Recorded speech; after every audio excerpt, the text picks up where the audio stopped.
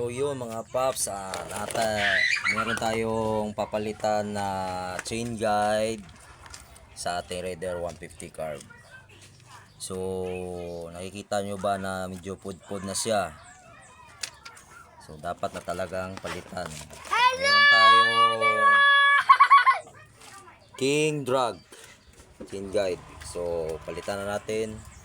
Mukhang mapapasabak tayo dahil maraming mababaklas to. Una is baklasin nyo ito yung dito lang sa baba. Tapos yung gulong at sprocket. So welcome to the picture. So mamaya kabit na natin. Welcome to the picture.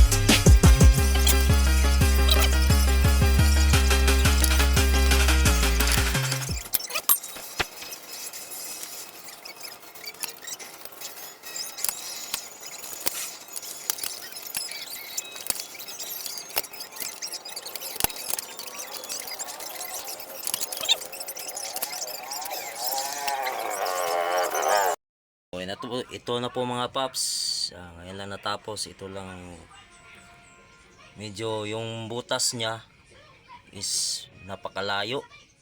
So ang ginawa ko, inipit ko lang, tsaka may kinibol tie ko doon sa unahan sa ilalim. So goods naman, hindi naman sa magalaw, maigpit na yan. So itim lang yung pinili kong kulay kasi alam ko marumi din ito. So depende lang sa inyo yan, kung anong kulay ang gusto nyo. May yellow, may orange, may green, may blue, o ano pa. So ito lang. Salamat, ride safe sa lahat. Alright.